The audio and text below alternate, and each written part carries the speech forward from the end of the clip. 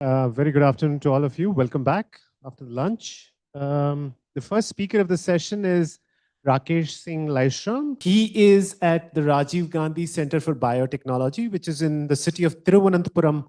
It's in the southernmost state of India, Kerala. Beautiful state.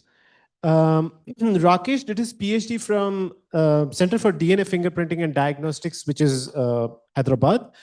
And then he did his postdoc from University of Wisconsin-Madison. And he has been focusing on understanding regulation of 3' UTR of the mRNA in health and disease. And I think that's what he's going to discuss today. So Rakesh, all yours. Thanks, Raj. Good afternoon, all. So I'm sorry, I'm just recovering from cold. So if I cough a little in between, please excuse me. So our lab is interested in this untranslated RNA and its regulation. We particularly focus in the heart. So yesterday, Mila already described very well UTR regulation, the shortening and the lengthening. I'll also touch aspect on that, and then I'll continue further. But she described about different aspects of RNA, how it can be affected. But I'll try to focus only on the protein expression, how this UTR changes can affect it. So our focus in the lab is gene expression in the heart, and we particularly look into heart condition known as cardiac hypertrophy, which is heart's response to any pathological stress, which can be either genetic or acquired, that leads to increase in the heart size and thickening of the ventricular wall. While this is an adaptive response which helps to circumvent the hemodynamic stress and improves heart function. However, longer if it stays in hypertrophy, it leads to heart failure. So that is a very critical step. So when heart goes from a normal to hypertrophy and failure, it undergoes a complex remodeling process, which includes this overall tissue, cellular, and molecular. And I will mostly focus on the molecular changes that involves largely gene expression, in which a number of genes known as pro-hypertrophy genes are upregulated, while another set of genes known as anti-hypertrophy genes are downregulated. So what we believe is that the balance of this two gene program is very critical for maintaining the normal heart function. Means that when the balance is broken, it goes to hypertrophy and then it can go to heart failure. So 3' UTR regulation is one of the emerging mechanism which can affect both these branches. Okay, so I will more focused on the UTR now. So what is UTR? Untranslated RNA, we all know that it is present at the 5' end and then 3' end. So I will be mostly focusing on this 3' UTR. So this is this RNA region which extends, which is in the terminal exon downstream of the translation stop codon. So this is in the pre-mRNA, precursor mRNA. But in the mRNA, this is generated by two steps, two coupled steps. That is, first is cleavage, which is cleaved at the region, at the site known as cleavage site, and on that a long A tail is added, which is called as polynylation. These two steps are coupled. So in vivo or in the cell, decoupling is difficult. So in vitro, we can decouple and study how it works. And this like in the promoter region, this also has several conserved elements, which I will come to in the second part of my talk. But you have to remember that around 85 protein factors are shown to associate in this complex. So whole 85 may not be important, but they are in some way they're associated and affects this. And then I will come to that later on. So So among the polymerases are the enzymes which is going to add this A tail. So this next step, after this is cleavage, the downstream fragment will be rapidly degraded by this nucleases. So only the upstream fragment which is going to stay as your mature RNA. So what is the function of this UTR and ATL addition? As you all know that this is involved in translation, stability, localization, export, and even it marks this transcription termination. So next step is after addition, it is poly binding proteins binds at this, and then it stabilizes. Majority of the many of the functions of 3' UTR and this ATL, it is driven by PABP binding, which like stabilizing, this localization also where this PABP binding associates with or interacts with other factors, and then which leads to this. So this is also a very important component of this. So I will talk about each of these steps when it comes, then how this fine tuning of these steps can affect in the gene regulation and which affects the disease progression. So, I'll just come back one more time here. So the reason where this is cleaved and then ATL is added, we refer to this as a polyannulation site or a poly site. So, but interestingly, in human, majority, more than 70% of the genes have multiple poly A sites where this can be cleaved and ATL can be added. As a result, a single gene can encode multiple mRNA transcripts that differs only in this RNA length, and that this length is going to regulate the expression and sometimes the function. So let me come back to the simple view or simplistic view of UTR. So when we hear or we use the word UTR, the thing which comes into our mind is microRNAs, because majority of the microRNA binding sites are present at the 3' UTR. And yesterday also, in last couple of days, we heard that not only the methylation sites are present, which can be the death mark of this. So this is the way of regulation of UTR, but that is a simplistic view. But key way through this is UTR is regulated is through this UTR length control, and then that itself will include this microRNA that I will come to that in a bit. So assume that if this polyacid is present upstream of the translation stop codon, you're going to have this truncated protein, which will affect the protein function or it can make the protein non-functional. So that is what this is. But more interesting than to me than this is where the all the polyacids is present downstream of the stop codon. That means that all the isoforms will encode or will generate the same protein, but due to difference in this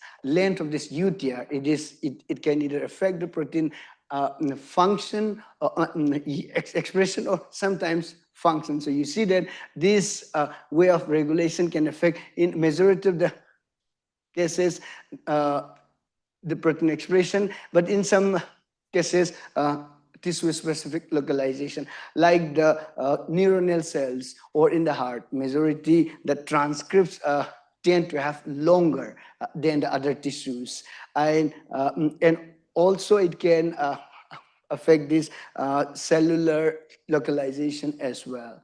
Okay, so if consider this when proximal site is used and you have disorder RNA. So you are going to avoid this majority of this microRNA binding sites or this negative element. So you expect to have a shorter isoform which is more stable and translationally more active. That is what people used to believe. So the shorter transcripts are believed to be more translationally stable, and it will give rise to more protein, and it will express more protein. That's why several studies have shown a widespread shortening in like oncogenic activation during proliferation or even imprinting, which gives rise to overall increase in the expression. But the question is this so in all the cases? It is not. Because what I believe is that it is easy to explain when a shorter RNA and then increase in the expression is easy to explain because you're going to lose those microRNA binding sites, and then it is obviously will have the higher expression. But in many of the cases, this shortening results in decrease in the expression. Like in the heart, when we look in hypertrophy, there is a shortening, but majority of those results in the decrease in the expression. So what is the mechanism for it? For that is what is still not very clear, and then many have shown in earlier many ways through which this complementary RNA, this structure and other proteins, but the general mechanism which will account for this decrease in this expression is not very clear. Okay, so so if this is called as alternative polynylation, where different sites can be alternately used as a result that gives rise to different isoforms and that regulates the gene expression. So if we see in around 400 plus publications so far in this UTR regulation, it is lopsided in cancer. See, majorities of studies are in cancer, but in the heart, it is only emerging. It is a very small pie. So it is lots of things that we can do. Continue. This does not mean that it is more important in cancer. This would simply mean that the studies are less than this. So still more can be done here. So, not only in this cancer, in this heart, so this has been, the critical thing has been shown in neurological disease or even genetic disease way before this APA or this site selection became prominent. Earlier studies would have shown in this thalassemia, where the polyaside mutation leads to loss of the shorter isoform and then giving rise to longer isoform that leads to decrease in the expression. So this is some of the cases for this APA. So we want to study this in hypertrophy and heart failure. That's why we used both cellular and animal heart model. So in the cellular model, what we used is this cardiomyocyte cell line, IC92 and SC16, and we induce hypertrophy with this isoproterenol treatment. But in animal, we use two approaches. One is a similar isoproterenol administration. So this we get around 8 to 10 days, we'll get hypertrophy. Second approach is a little difficult, where we surgically open the heart and clip with the we put a clip in this ascending aorta to constrict it to around 60%, so that you will get this pressure overload condition in the left ventricle. So that's why if you constrict more than animal, it will be way faster, and then animal tend to die. If it is less constricted, then again it takes very long time to develop. That's why this is a very ardent. Those who do this, those students who do this, they know actually how to do it. Then we confirm hypertrophy with EKG, echo, and then after sacrificing these molecular markers and others. So what we did is, from this animal heart, hypertrophic heart, we sequenced the 3' UTR using 3-reads approach, which is like we enrich the polyethyled RNA with multiple rounds of these oligo-DT and modified sequences, and then we deep sequence that region.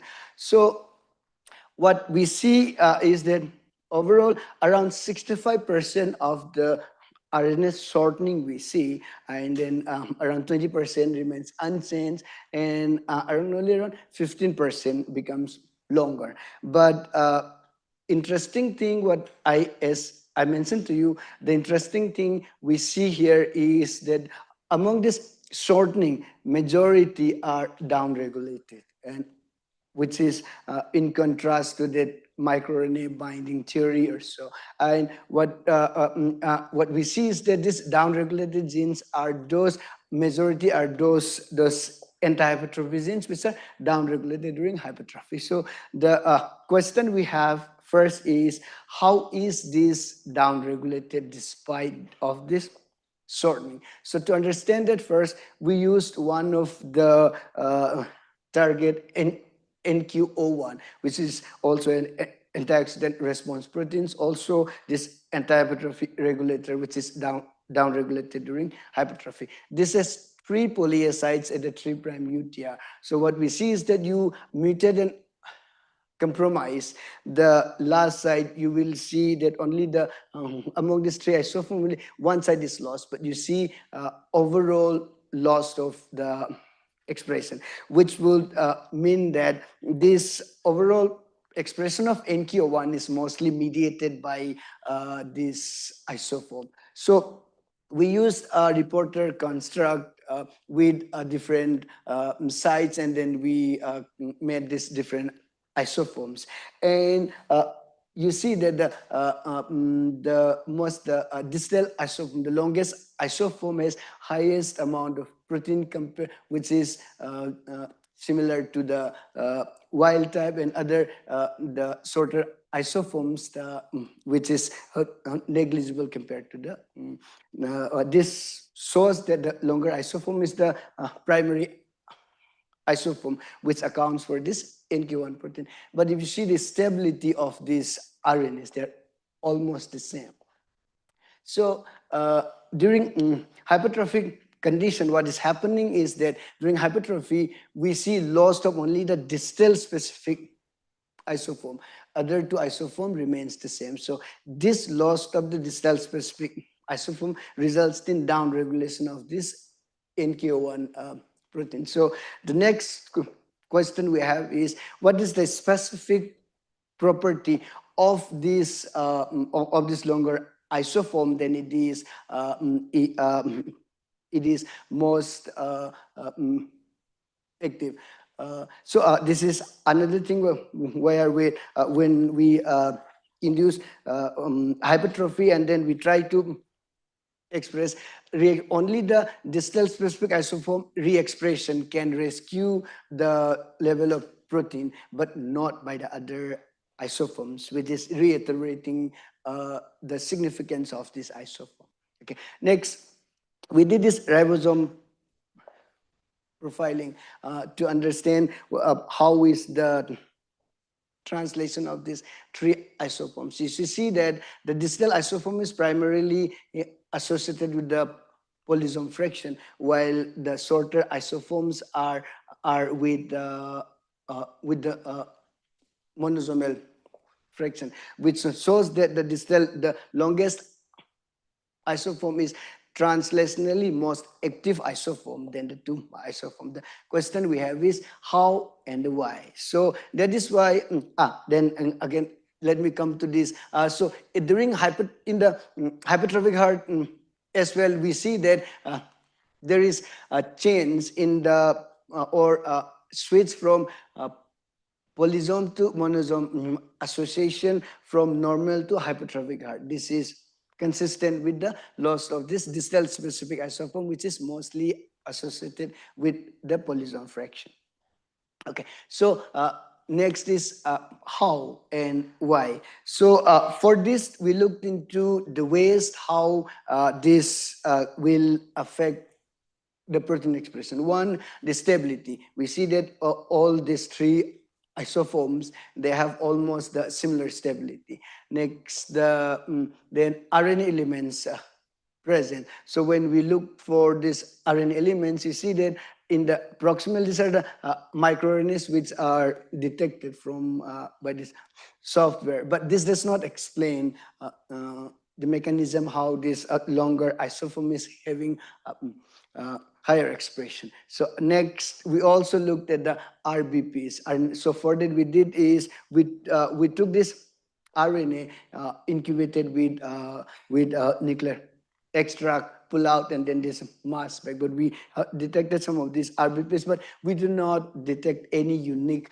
RBPs which might explain this. So next is we check the polyethyl the difference. That is where we see the difference. The shorter isoforms had very small polyethyl shorter, which is around 20, but the other longer isoform, which is around 70. So the polyethyl length has been linked with this translation efficiency for quite long. So this should be the reason why this longest isoform is translationally more efficient. To confirm that, what we did is we did in vitro translation with shorter RNA and then shorter ATL and the longer ATL. You see that the longer ATL RNA, we see higher protein than that of the shorter transcript. So this shows that is the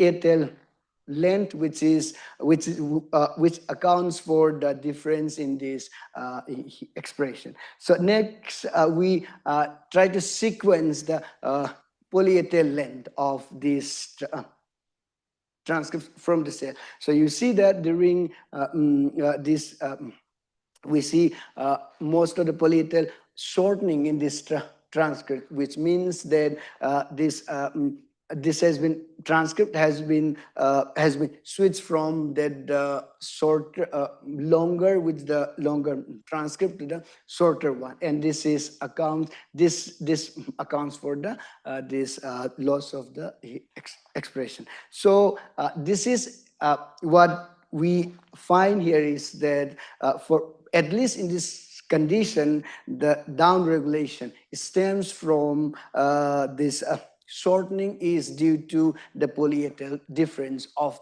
those transcripts which are involved in hypertrophy. So the next is that we want to study the remodeling process. So we want to see, is this UTR length changes is involved or it is associated with the cardiac remodeling. That's why we checked at different times this hypertrophy induction early stage when it becomes hypertrophic, and then late stage beyond which it goes to heart failure.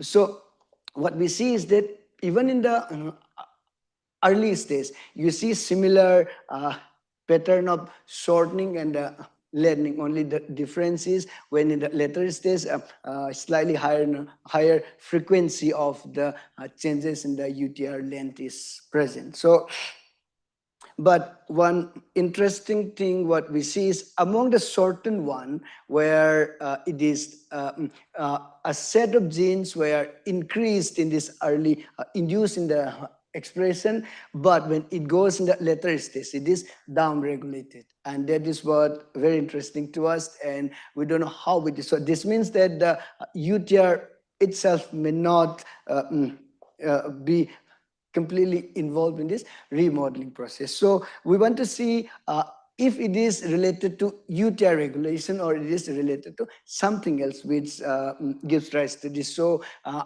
so we'll started looking into another step of this UTR processing, which is cleavage. So about this cleavage, the proteins and the mechanism it is cleaved is very well established, but its regulation or how it regulates other distinctly regulates other cellular processes, these are not very well established. So that is the surprising thing. So when we see in the cleavage, so cleavage should occur in the 3' UTR region within a span of around 15 to 30 nucleotides, which I will come to again about this nucleotide region.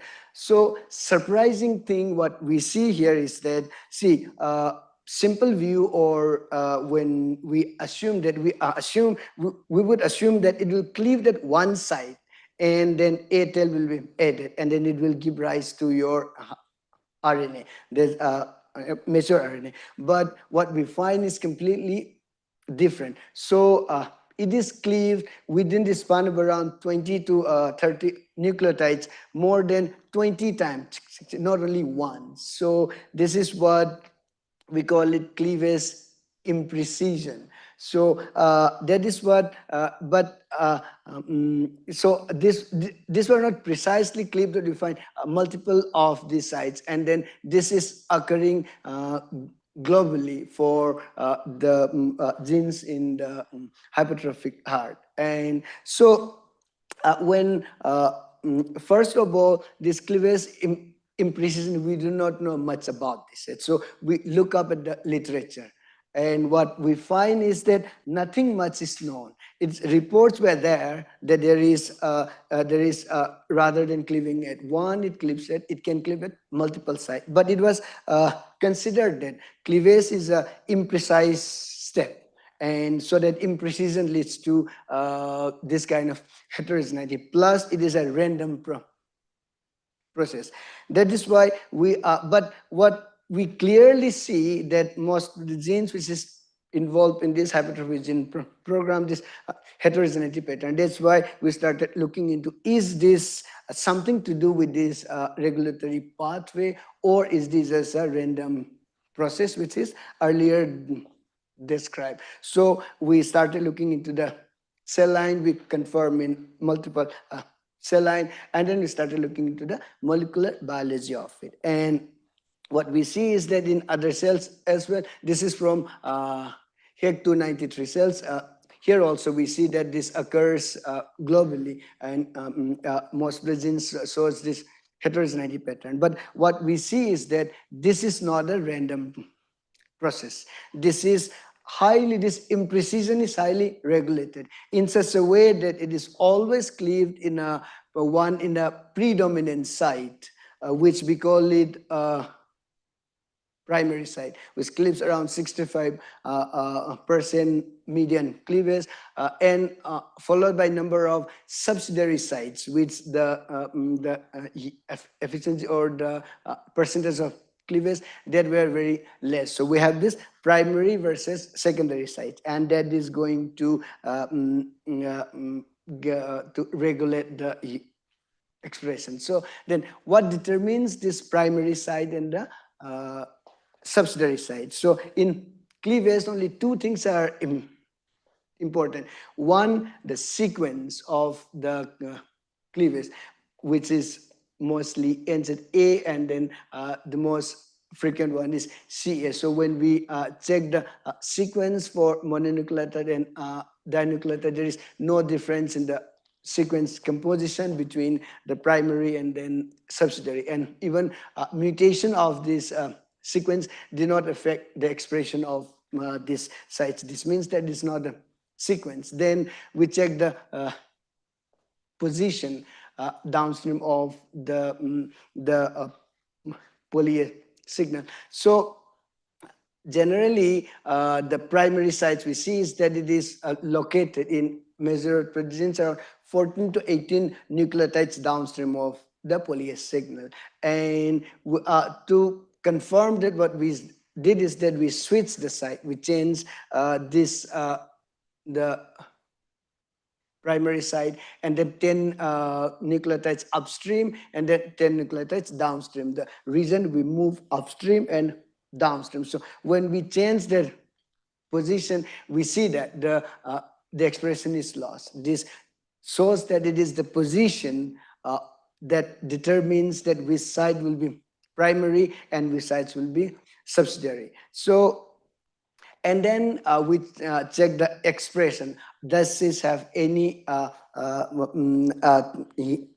anything to do with expression? First we did is we took that NQ1, which is the distal site, and which is the this one, 5 sites, 1 primary and 4 subsidiary sites, and we mutated each site. But surprisingly, mutation of each site of this subsidiary site leads to increase in the expression. So if cleavage is lost, then you would expect decrease, but we see increase. So that is what, and then we see that if we increase the number of mutation of the subsidiary site, we see gradual increase in the expression.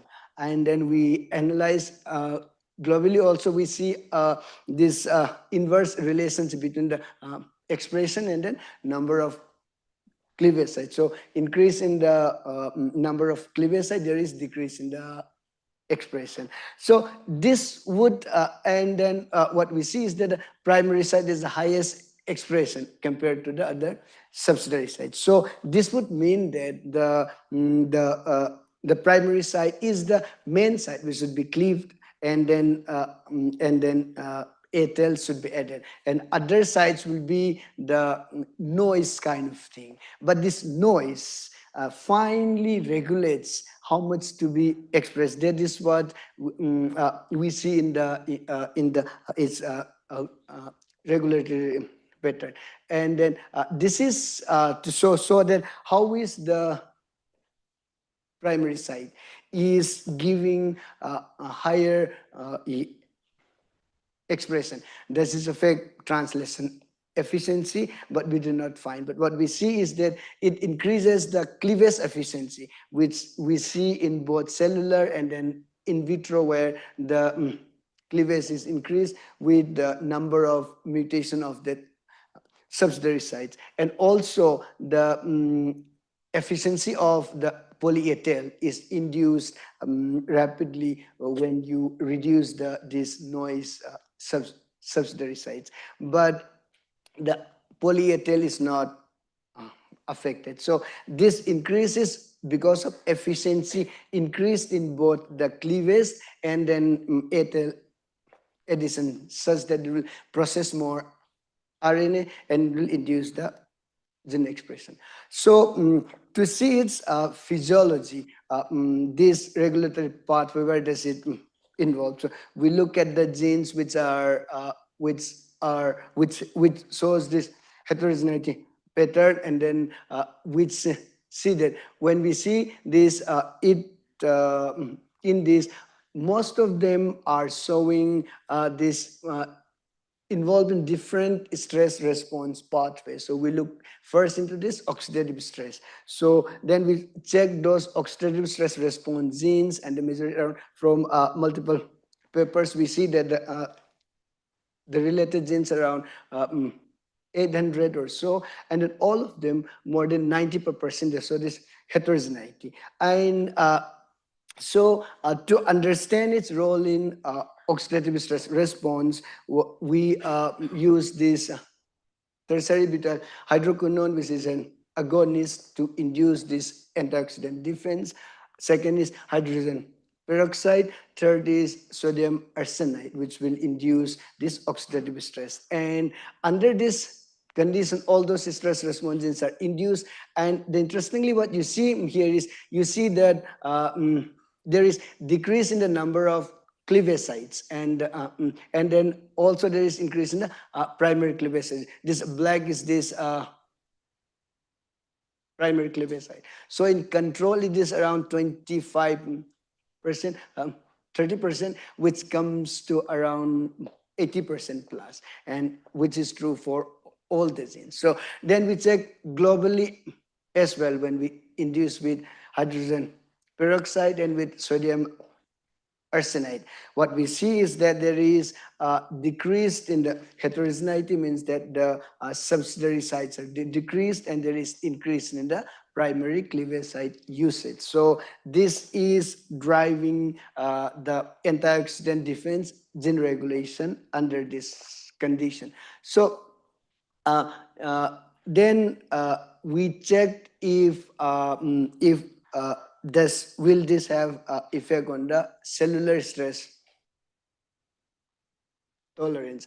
So what we did here is we use this NKO1, we knock down NKO1 in the cell, and then you see that this is some sensitivity to hydrogen peroxide, and then sodium arsenide, we see it. But it is the stress tolerance that is rescued only from the primary cleavage site driven NK1 expression, not from the other sites.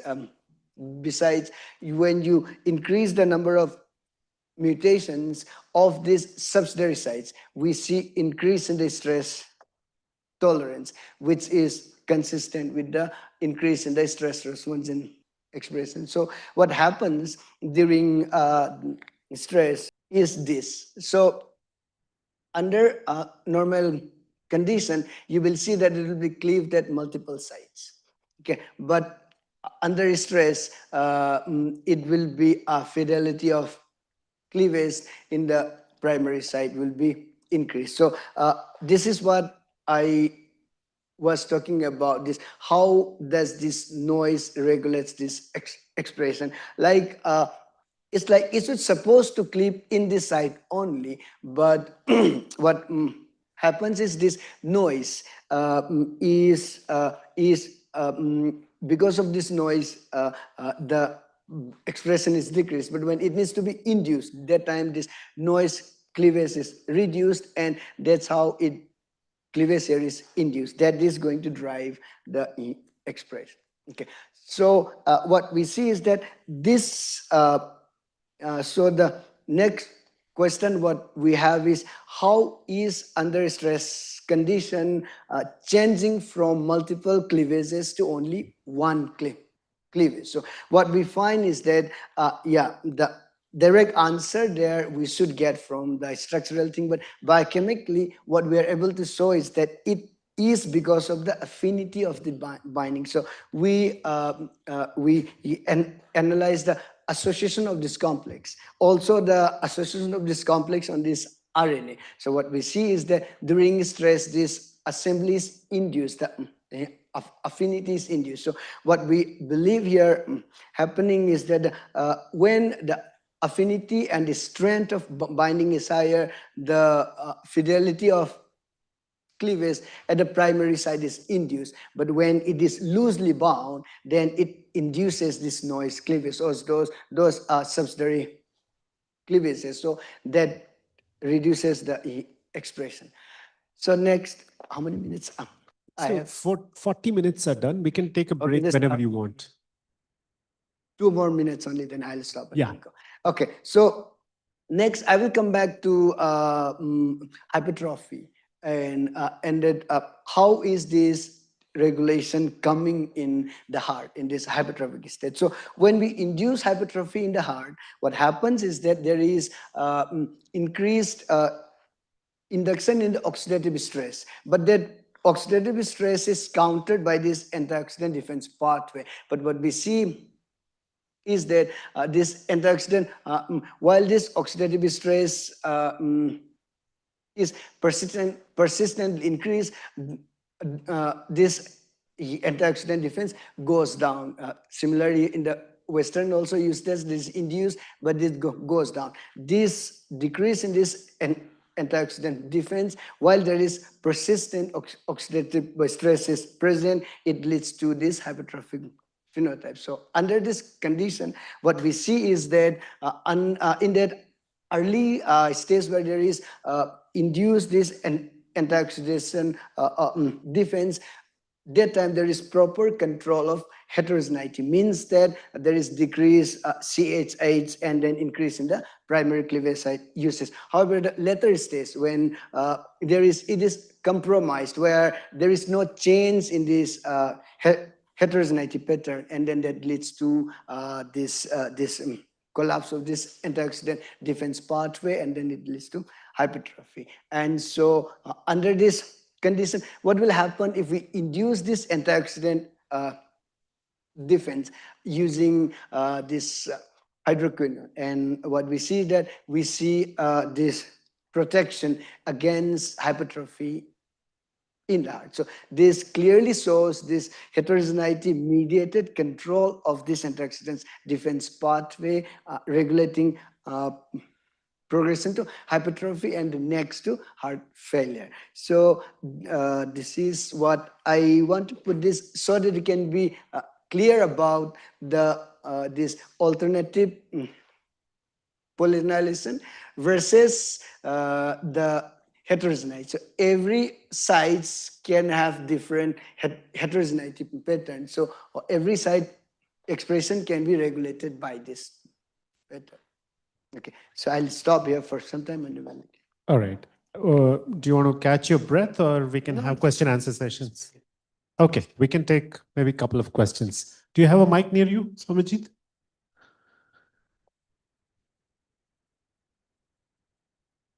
Hi.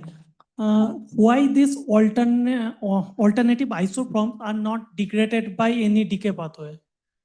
They are degraded. Of course, they will be degraded. Every RNA after its use, they will be degraded. Or what you mean is that are there any difference in the how fast they are degraded? But we do not see any difference in the turnover rates of this, because half-life of these three isoforms are almost same. But that is not true for all the APA isoforms. In many cases, you will see that some are turned over faster, but here not in this case. And another one I have, that is, did you check the total glutathione level, because the hypertrophy depends on the mitochondrial and ER dependent? Yeah, correct. But that mitochondrial part we haven't checked yet. That we're starting. That is a very critical component in the hypertrophy. Nucleus plus mitochondria. Mostly, if you see that heart cells, the very large amount of mitochondria is present more than any other cell. That we have to look.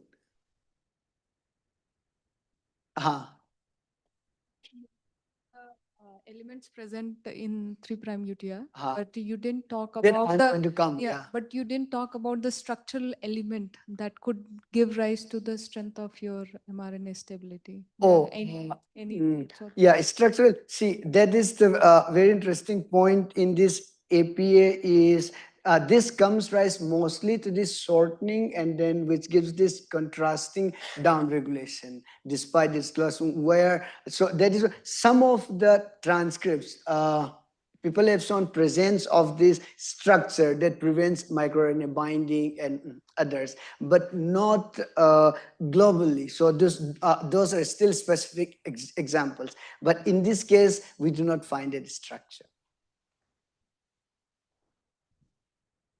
Any other questions? Here and there. Actually, two small related questions. Sure.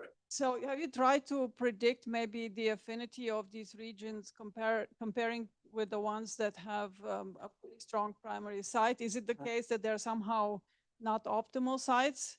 And sort of related to that, did you look at the expression of the 3' end processing factors? Does it look in this? Yeah. For the first one, I'm not sure that we can predict that one reason could be a primary site, because it is not actually driven by the sequence, it is by the position, generally always between around 14 to 18. So for almost all the RNAs we find is that during this region. That's not what I mean. I mean, if you compare genes that have really a very strong primary site, the genes. Okay, okay. That will be a good idea to see, because like in some primary, although there is still less, that we haven't done that. That will be an interesting point to see. We might find something there if we look at it. But about the second point, will it have a different or unique sets of processing? We don't know. And it can be, it cannot be. I would assume may not, but it may be also. Imagine is really a situation where, say, these sites are really suboptimal. They don't have all the kind of canonical signals. And that's why the cleavage is not so precise. If you decrease the expression of the splicing processing factors, then basically you would get the suboptimal size? No, the thing here is none of these sites are suboptimal. You will find proper this one polyacide, downstream sequence, upstream sequence, everything. This is not the phenomenon which is occurring only on the suboptimal sites. This is both optimal and suboptimal sites. This is simply the that CPSF 73 when it cleaves. What I assume is that when the complex is tightly bound, that it positions CPSF 73 to clip only at one side. But when it is loosely bound, it may be that that flexibility is there. So maybe the structural studies might give better answer to this. We have done biochemically what we could do. In interest of time, if that's okay, we go on to the second part, Rakesh. So next is, yeah, I was about to talk about the mechanism, how these sites are selected. So as yesterday also much discussion about this, almost any of these proteins, which includes this this one core processing factors, this histone modifiers, transcription factors, RNA binding proteins, and splicing factors, they are involved in this regulation, but they are contextual at different contexts. So for in the heart, in our case, what we see is that it is not these factors, but the polymerase, which is involved in the regulation. So let me come to that part, that how we have this. So that's where I will bring about a non-canonical PAP, which is involved in the regulation. So this is what I said in the beginning. I'm bringing it now. So the cleavage, the 3' processing, the 3' UTR region has at least 4 elements which are very important. One is the poly A signal AAU A, and the other is downstream U-reads or G-U-reads sequence. Besides, upstream U-reads element are also there, and then other downstream auxiliary sequences are there. Between is there the cleavage side is going to be there. These are recognized by different factors. So the poly A signal is recognized by CPSF, that is cleavage and polymerization specificity factor. This has 6 subunits, that is WDR 33, CPSF 160, 100, 73, 30, and Fib1. They have different roles as well. And the GU-rich downstream sequence, it is recognized by CSTF, that is cleavage and stimulatory factor. And then this is 3 subunits, of which CSTF 64 is the one which binds this GU-rich or U-rich region, and also this U-rich upstream sequence that can be recognized by this cleavage factors, and also the scaffolding protein which scaffold this, and the polymerase after binding this, it recruits this PAP, and to next is the PABP. So these are the core components, but I mentioned to you around 85 proteins. They are presented shown from mass spec analysis, but these are the core components which are very critical for recognizing and then cleaving this. So for decades, since around 4 or 5 decades since the discovery of this elements, CPSF 60 was considered to be the factor which binds this and recognizes this poly signal sequence, and then this is going to determine the size of cleavage and then ethyl addition. But around 5-6 years back, it was shown that it is not this CPSF 160, but rather this is WDR 33 and the CPSF 30, which binds this region. And then other components follows. CSTF 64 binds, and then other CPS 160 might have to bridge between the two, and then this assembles and recruits the this PAP. and then the cleavage proceeds, and then ATL addition. So this is the canonical complex and then sequence required for it. So we have identified new PAB which selects distinct sites which are not which are not processed by this canonical PAB. We call it STAR PAB. This is speckle targeted pepkinase 1 alpha regulated polypolymerase, because it was identified as a protein which is which binds with phosphoinositide synthesizing enzyme pepkinase 1 alpha, and then it was localized in the nucleus, and it is also stimulated by nuclear PIP2. The activity is induced, and then we see that this expression is enriched in the heart. And so the question we had when we identified this was the specificity and how much is it different from the canonical complex. So if you see the structure, really, this is the canonical PAB and this is the STAR PAB. This is the catalytic domain has is split by a proline-rich region, which is very important for the regulation of it. And this one also, this is two this RNA binding motif, zinc finger RRM, which gives this flexibility of RNA binding. And we see, as you see here, the expression of this protein is quite enriched in the heart. And although this is ubiquitously expressed. And when we knock down the three PABs and that check this targets, around 1/3 of the genes are regulated by STAR PAB. And the interesting thing about this is this targets are quite distinct, and many are still, you see that cross-regulated, but majority of them are distinct. So this is a distinct PAB. And so we looked into, again, the this polyacid uses among the targets by this depleting all the three PABs. That is canonical PAB alpha, canonical PAB gamma, and the STAR PAB.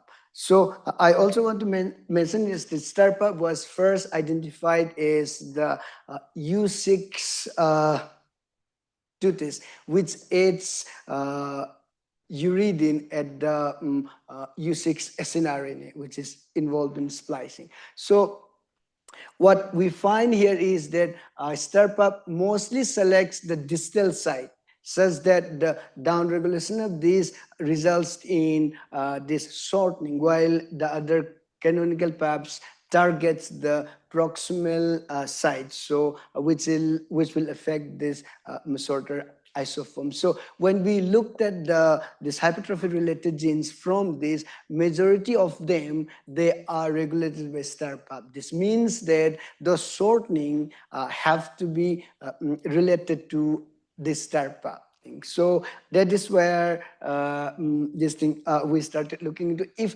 that is this like the proximal and the middle, this should be the one which will have the similar canonical features, that cis elements or the transacting factors which will recognize this. Then if this is specifically recognized by STAR PAB, then how it is so? So this specificity will have two aspects. One is recognition, means that it should recognize this site. Second is exclusion, means that this side from here, from this side, the other canonical components should be excluded. Means that when STAR PAB is not there, it should still not be processed by this any of this canonical complex. So for the first part is recognition, we started looking into the recognition sequence. So when we analyze the this one STAR PAB binding, the STAR PAB target genes, so what we see is that upstream of the poly signal sequence, around -40 to -120, we see a GC rich region, but that cannot be the unique element. And then we did this RNA compete where we use this library of random heptamers of different sequences. And then with this, we pull out those sequence, and what we see is that it pulls out heptamer which has this AUA motif. So these are the enriched motifs from there. So this is the motifs that we find from there. So next we did hits clip to see where does it bind. And then this is the binding landscape that we see. But surprisingly, although the majority of the binding sites are at 3' UTR, it also binds in the CDS region that I'm not speaking about today.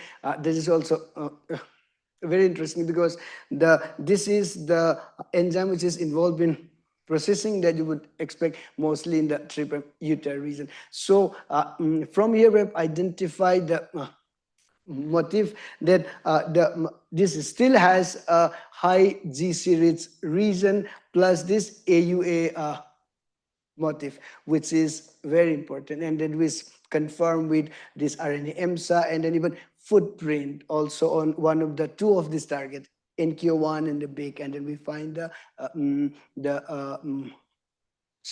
similar protection containing these two motifs.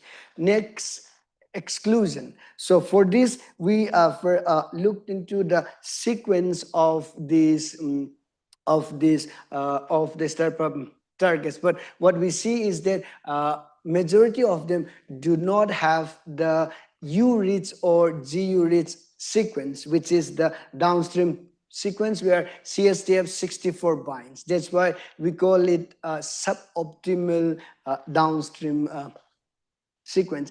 The idea is if CSTF64 does not bind here, then canonical complex cannot assemble, and then it will be processed specifically by startup. So what we did is that we took that NQ1 when we muted the startup binding motif, then it is no longer controlled by startup. But when we insert this U-rich region in this region, then this regulation is changed, means that it is now regulated by the canonical complex, not by this non-canonical startup. And we also took another this side which is regulated by the canonical. There also, if we change those U-rich region and also insert this startup binding motif, we can switch. So we can, by changing the sequence, we can simply switch the path which is going to use it. So this is the motif that we see in the general consensus, that is the poly signal, the downstream sequence. But in case of startup, instead of this U-rich UAC, you have a startup binding region plus in the downstream, which is suboptimal downstream sequence. Okay, so since that is suboptimal downstream sequence, we see if CSTF64 binds. So for this type of targets, CSTF does not bind. It is able to bind only when you insert the U-rich sequence there. So CSTF, this is a key component in the canonical pathway, which recognizes this downstream sequence, and which is important for the assembly of this stable complex. But so the next we see is it only the CSTF64 or any other factors that are also dispensable in this complex? So this canonical mass spec was available, so we did start up mass spec, and then we see that majority of these the processing factors are RNA binding proteins are common, share. But among the processing factors, this WDR 33 PUP, alpha PUP, gamma, CSTF64, these are not detected in the startup complex, but that is present only in the canonical complex. But in startup, instead we find additional proteins like RBM10 or PUB kinase 1 alpha. So in when we did IP as well the canonical complex, which is going to recognize this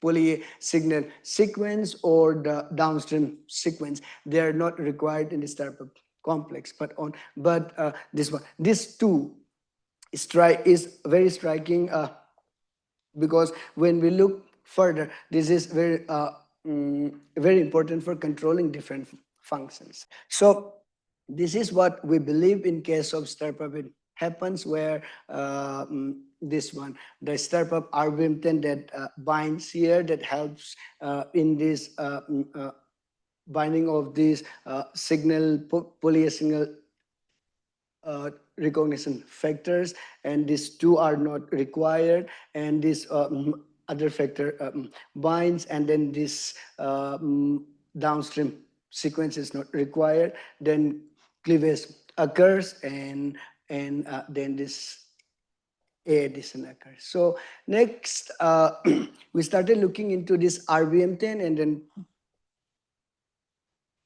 PIP kinase 1 alpha, which is uniquely associated with this startup. So what we find is that when we look at the targets of this PIP kinase 1 alpha and startup combined, or this overlap, they're mostly related to cancer. This part I will not talk about today, but I will talk about this one. The RBM10 and startup combined, they are the ones which are involved in the heart, which is hypertrophy and this heart failure. The genes involved there that also are overlap with that of RBM10. This means that RBM10 is startup. This RBM10 will be somehow required for this startup. That's why we started looking into RBM10.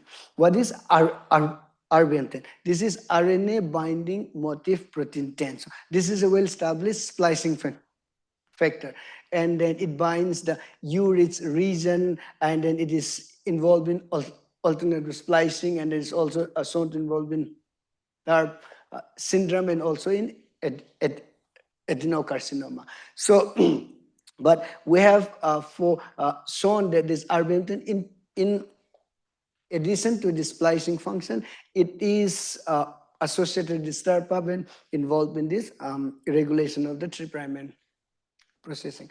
So what we find is that RBM10 and startup interact with each other directly, where this RRM2 domain in this RBM10 and then catalytic region in the startup is they bind with each other. So what is the function of RBM10 in interaction? So what we see is that when you deplete RBM10, the startup binding to its targets, they are lost. So this means that only the cis element where this binding, that is not sufficient enough. The transacting factors, their association is very critical for this binding. So this we have shown in the complex assembly as well. When we knock down RBM10, this type of complex is not assembled very well. So this means that this startup RBM10 nexus is going to regulate those UTR shortening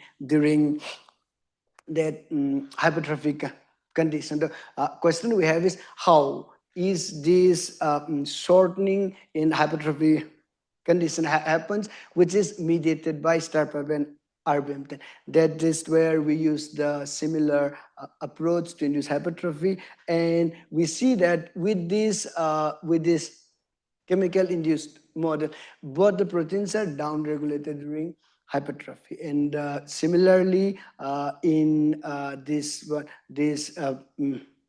ascending aorta constricted model where we induce pressure overload. There also after 4 weeks where we start seeing hypertrophy, there is downregulation of this both RBM10 and startup. And so in the heart failure stage, when it reaches heart failure, that time also this is regulated. It is downregulated. This means that similar to the knockdown of startup, which results in shortening of that, the shortening in during hypertrophy is mediated, or it stems from the reduction of these two proteins. This will when this is lost, then the distal sites which will be regulated with STARPA will not be used, and it will lead to shortening. So to confirm it, what we have to do, or we wanted to do, was to, after induction of hypertrophy, when these two proteins are downregulated, re-expressed it. So in the cell, we wanted to re-express simple with flag vector, and in the animal with this AAV9 mediated system to specifically express in the heart. But surprisingly, what we see is that we see this one, this rescue or protection in the cell with RBM10. We do not find any rescue or even the on re-expression of STARPA. That is really surprising, because STARPA is the enzyme which is going to add the tail, and then RBM10 is going to help it. And there we are not able to see this effect of this STARPA re-expression. That is where we started looking into how and why. That is where we started looking into how it is downregulated. So the answer we got from how it is downregulated. So when we induced hypertrophy, what we see is that it, when with isoproteinol, it follows this MAP kinase pathway. So you have this ERK, P38, and JNK. But when you inhibit ERK, you see that both the proteins with STARPA and RBM10, they are no longer downregulated. That means that it is downstream of ERK. So it can be either indirectly through some other factors or directly through phosphorylation. So what we see is that for RBM10, this is a continuing work. So RBM10, we find is that the downregulation is mediated through promoter methylation. It is, these are the methylation sites. You see that this is hypermethylated. And then we have also identified the enzyme, the DNMT1, which is responsible during this process, but more work has to be done here. So this is simpler. But in case of STARPA, the other reason why it was not able to rescue or reverse is because it is directly phosphorylated by ERK. And then this phosphorylation drives this one degradation through proteasome mediated degradation. That is the reason why even if you re-express those proteins will still be degraded. That is why we are not able to do. We have identified the phosphorylation site. We are in the zinc finger region. The serine 10 is the phosphorylation site, which is phosphorylated by ERK, and then that drives this to this one. This phosphorylation is induced during hypertrophic state, and then that is going to lead to the downregulation of this STARPA under this condition. So this also continuing study, and I'll be able to show the complete story a few months later. So this is what is happening in this case. What we believe is that because of this downregulation of RBM10 and STARPA, the target of the site processing is compromised, and then it leads to hypertrophy. Okay. How much time do I have? Oh, that is perfect. So I want to touch upon somewhat different aspect now. What I'm talking about so far is for eukaryotes, right? Where these are ATL is very critical. This stabilizes the transcript, and but what about in prokaryotes? Does the similar mechanism exist, or it functions in prokaryote? You see, right, this is the eukaryotic system where ATL is added, PABP is added, stabilizes it, and it is also required for translation because of this PABP binding. Like this does not occur is those on the histones or different mechanism in mitochondria. So what about in bacteria? So if we go back in the literature, then polyrenylation was discovered in bacteria as well at the same time as it was discovered in eukaryote. However, the functional significance was not known. That's why it was considered a eukaryotic thing. The difference, what we see at that time was that the length of the A tail is very shorter, around 15 to 30 nucleotides, even shorter than this, but in eukaryotes what we have is longer. And but in bacteria, not all the transcripts are A, only a fraction or only a subset of those are added.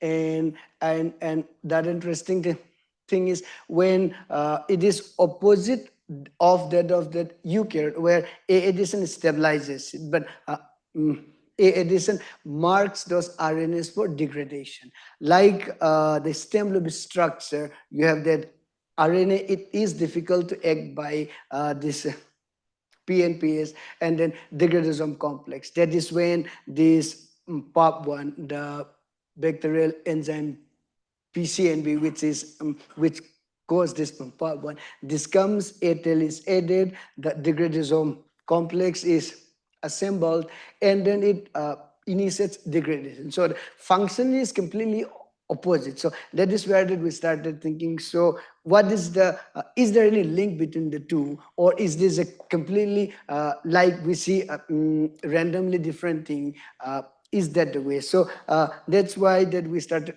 looking into the difference. The difference in the two, what we see is the A tail length, and the other one is the presence of poly A binding protein.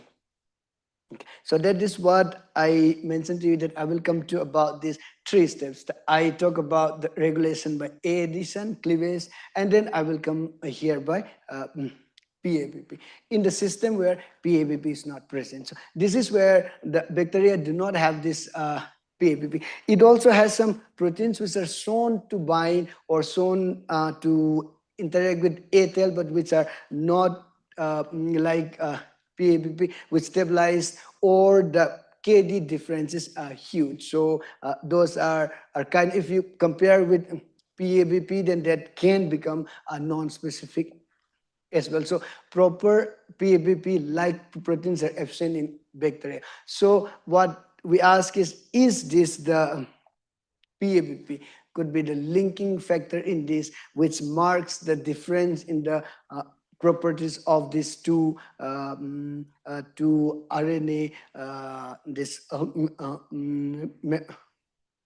metabolism pathways. So that's why we express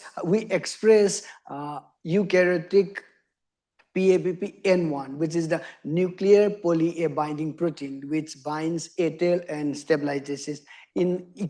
coli. And then we express in 2 ways. One chromosomally inserted, and the other one is through plasmid. So in both the cases, you see, we saw this expression of PABP, and also you see that we have seen this A tail on the known transcripts which are present.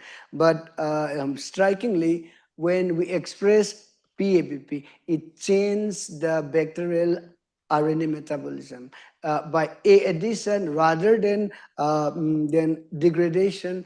It is stabilized now. It is similar to mutation of POP1. The PCNB mutation is like PABP addition is now phenocopying the PCNB mutation. So when we add this PABP, you see that one of the this bacterial transcript, this RNA1, which is, I will come to that. This is RNA1 is the transcript which controls plasmid copy number for this coli1 plasmid. So that is well known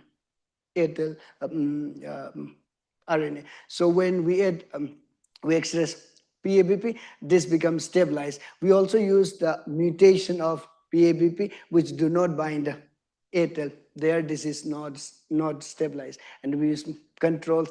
And also, we check those ATL RNAs; they are stabilized in the cell as well when we express this. PABP. This shows that this could be that PABP expression is altering and it is binding to this ATL. Maybe that the degradation are because of this lack of protection. So, so this is the well-established RNA, non-coding RNA, and so this is involved in plasmid copy number. So how plasmid copy number works in bacteria in case of this this kind of coli-1 plasmid is that there are two RNAs, RNA-1 and RNA-2. So RNA-2 will prime for this plasmid replication, but when RNA-1 is present, it sequesters RNA-2, and then no priming RNA will be there, so replication will not occur, and then there will be reduced plasmid copy number. So when we see that, so when this is reduced plasmid copy number, then it becomes sensitive to antibiotic. So what we see is that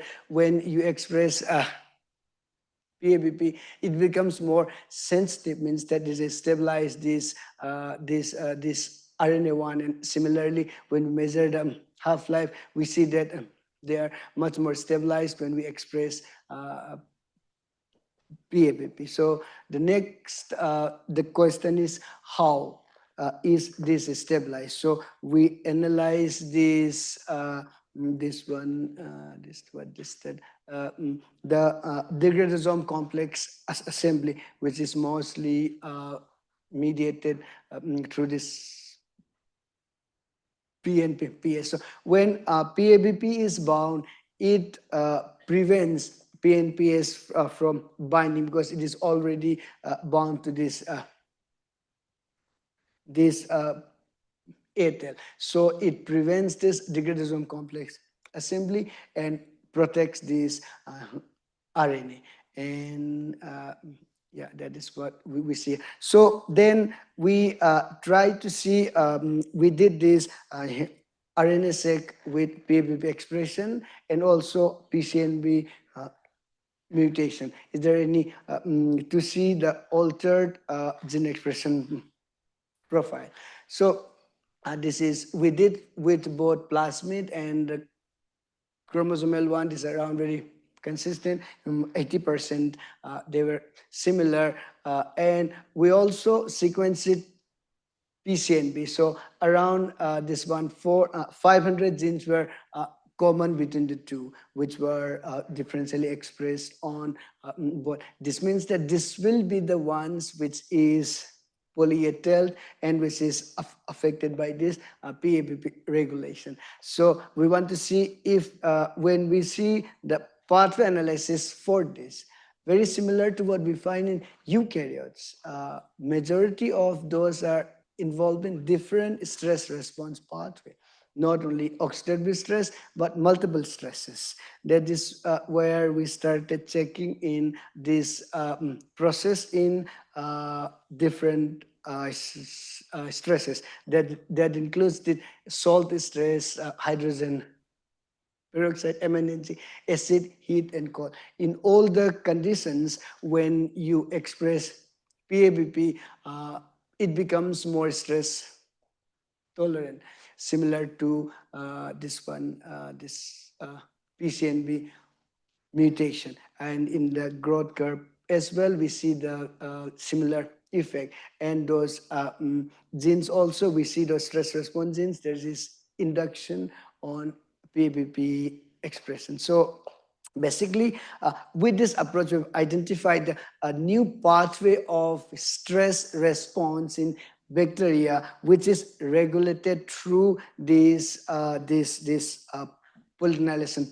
pathway. So the question here is, fine. Here we are adding this exogenously PABP that is stabilizing it. And then, so in the cell, then does this stress response actually works? Because for the stress response, ATL has to be protected, right?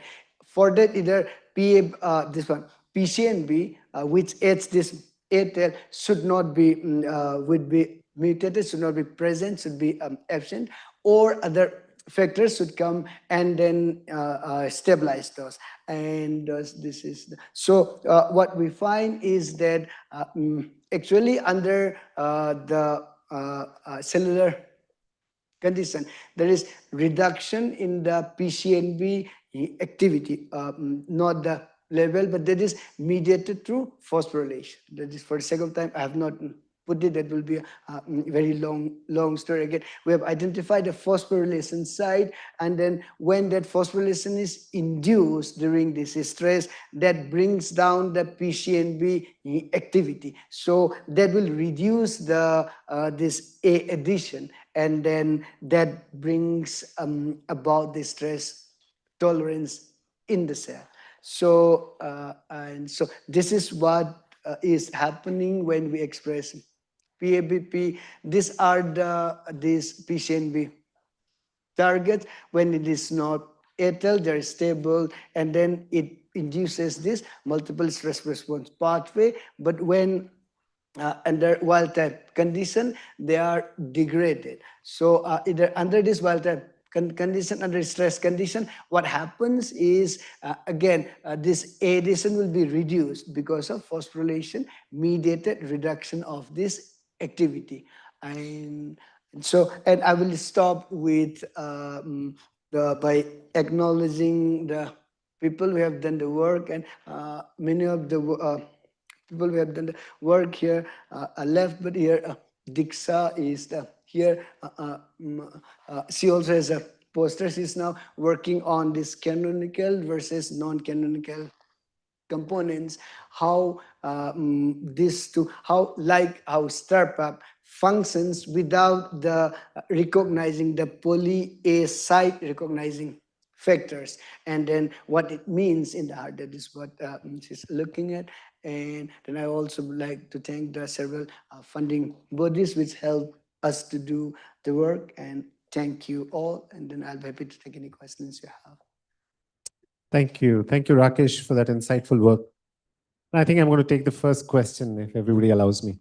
So I've always wondered, so PCNB adds this poly A tail at the end of the stem loop structure, right?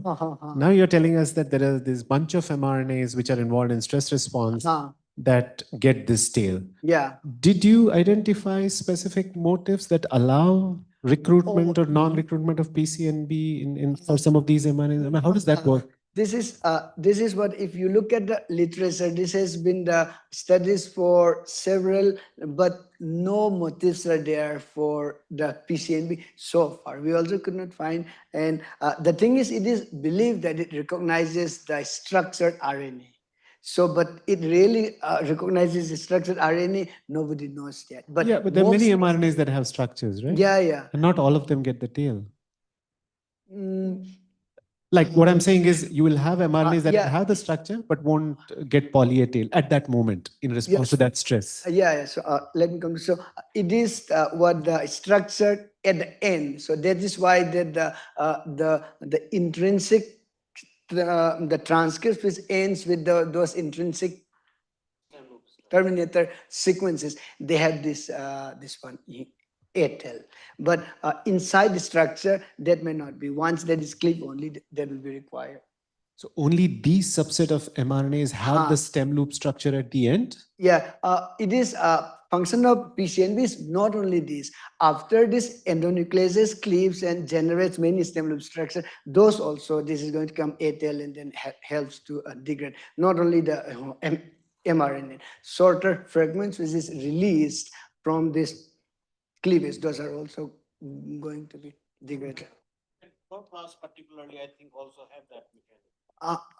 Yeah, that is the very similar thing about mitochondria. Is mitochondria that empty pub.